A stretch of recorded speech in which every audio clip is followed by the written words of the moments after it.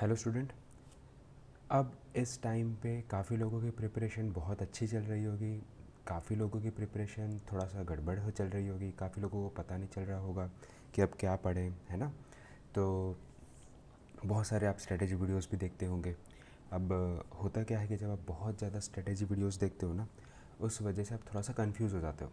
ठीक है कि इसने तो ऐसा कहा था, इसने तो ऐसा कहा था, इसने ये कहा था, और उस वजह से हम एक्शन नहीं ले पाते। सबसे पहला पॉइंट मैं जो कहना चाहूँगा कि बहुत ज़्यादा वीडियोस नहीं देखनी है, आपको एग्जीक्यूशन पे फोकस करना है। सो 1 2 3 मैक्सिमम वीडियोस देखो।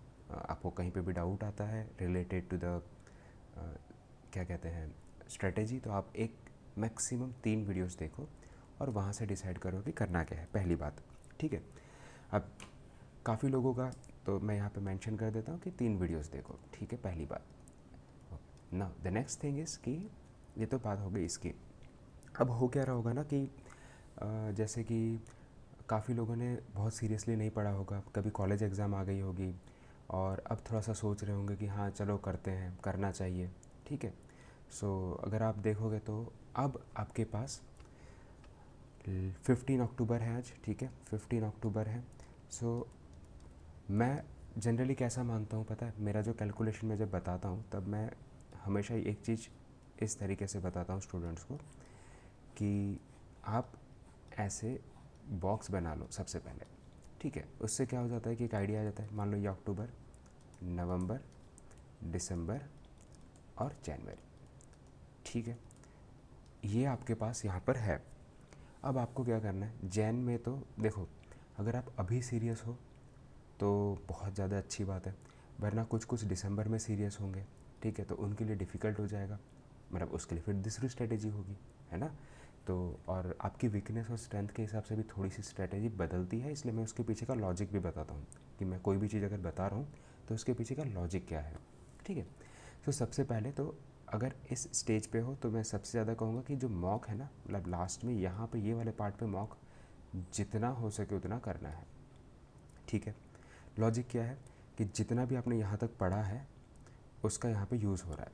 अब ऐसा नहीं है कि सिर्फ यहीं पे मॉक देना है, मॉक इन बिटवीन भी देना है। इसका लॉजिक बताता हूँ मैं आपको। देखो क्या होगा, आप यहाँ पे भी एक मॉक दोगे, यहाँ पे भी मॉक दोगे, मैं सिर्फ एम लिखता हूँ, ठीक है, यहाँ पे भी मॉक दोगे। उससे आपको आपकी प्रिपरेशन में क्या चेंजेस थोड़े बहुत लाने हैं वो समझ में आएगा। बहुत बड़े चेंजेस नहीं करने हैं।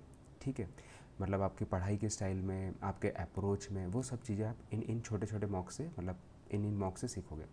यहाँ पे मान लो अगर आप 15 मॉक दे रहे हो तो यहाँ पे आप मान लीजिए 3 मॉक दे दोगे। ठीक है, यहाँ पे 2 या 1 दे दोगे, 1 और 2, 1 और 2। यहाँ पे डेफिनेटली आपका सिलेबस नहीं होगा, बट वो एक 3 घंटे बैठ के, मतलब उतने टाइम पे बैठ के सोचना एग्ज़ाम टाइम पीरियड में, वो धीरे धीरे प्रैक्टिस होगी। कम से कम उसके साथ तो चैलेंज नहीं होना चाहिए हमारे पास। 1 से 2 मॉक यहाँ पे दे दी, यहाँ पे 15 मॉक दे दोगे, हर 2 दिन पे मॉक दे दोगे तो बहुत सही रहेगा। ठीक है।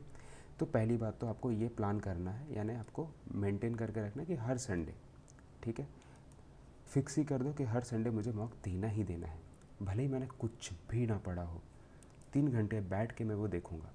ठीक है। अच्छा, उसका दूसरा बेनिफिट क्या होता है, देखो मैं मॉक के बेनिफिट बताता हूँ। सबसे पहले मॉक का बेनिफिट पहले तो ये पता चलता है कि 3 आवर्स बैठ के आप सोचना है ना, 3 घंटे बैठ के सोचना है, थिंक करना है। दूसरा बेनिफिट क्या है कि जो टाइप ऑफ क्वेश्चन मॉक में पूछे जाते हैं ना, वो इंस्पायर होते हैं प्रीवियस ईयर क्वेश्चन से। ठीक है।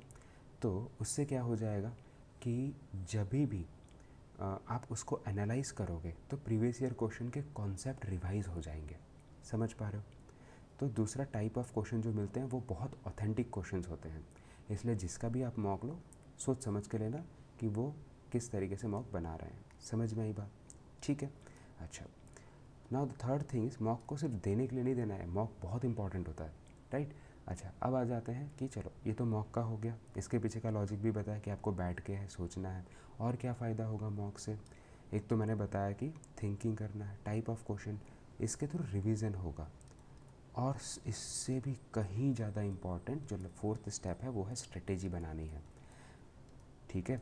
स्ट्रेटेजी कैसी कि यार मुझे सबसे पहले मान लो ये जो टाइम पीरियड है उसको कैसे डिस्ट्रीब्यूट करना है। मैं सबसे पहले 30 मिनट कॉन्ट को दूंगा, या 30 मिनट इसको दूंगा, या 30 मिनट में पहले जितने क्वेश्चन होंगे वो सारे देख लूँगा, और फिर मैं जितने मुझसे लगेंगे कि यही हो पाएंगे उसी को मैं सिलेक्ट करके सॉल्व करूँगा। सो अलग अलग अलग अलग अलग स्ट्रेटेजी आपको यहाँ पे यूज़ करनी है, और आपको कौन सी स्ट्रेटेजी काम लगती है। कभी कभी तुक्का मारने का भी सोचना, कि मान लो कि मैं 5 क्वेश्चन में तुक्का मारता हूँ मॉक में, उससे क्या आइडिया मिल जाएगा कि मेरी गैसिंग पावर कैसी है, मैं कौन से बेसिस पे करता हूँ, ठीक है। और लास्ट आ जाता है जब उसको एनालाइज करते हो आप लास्ट में, तो आपको बहुत सारी लर्निंग मिलती है, बहुत सारे कॉन्सेप्ट सीखते हो आप मॉक से, जो आपको क्लास में नहीं बताए जाते, बिलीव मी, ठीक है। तो ये 5 फ़ायदे हैं मॉक के, इसलिए आपको मॉक देना चाहिए। सो बहुत ज़्यादा वीडियोस मत देखो, सबसे पहली बात मैंने ये बताई। अब किसी का डाउट होगा कि सर प्रिपरेशन करते हुए बहुत सारी प्रॉब्लम आ रही है, उस पर भी मैं ऐसा तो वीडियो बनाते ही रहूँगा। बस आप मुझे वो एग्जैक्ट क्वेश्चन पूछोगे, I will make a video on this. तो ये मुझे मॉक के रिलेटेड थोड़ा सा बताना था। और दूसरी बात ये थी कि मैंने देखा कि जो स्टूडेंट्स जो मेरे से डायरेक्टली कनेक्टेड हैं, वो जब मुझे पूछते हैं कि, तो उनके क्वेश्चन से भी मुझे आइडिया आ जाता है कि यार अगर इनको प्रॉब्लम है ना, तो इंडिया में ऐसे कई लोग होंगे जिनको प्रॉब्लम होगी। और दिक्कत क्या हो रही है ना आजकल, यूट्यूब पे हर कोई आ गया है, ठीक है, और उनको वॉच आवर चाहिए, और चलो वो सब उनकी पर्सनल चॉइस है, बट द थिंग इज़ क्या होता है ना, उस चक्कर में वो स्टूडेंट का टाइम वेस्ट कर रहे हैं, जो मुझे थोड़ा सा नहीं पसंद। मेरा ऐसा मानना है कि स्टूडेंट का टाइम मतलब उनके प्रमोशन में ये वो अलग है, मतलब that is a different thing.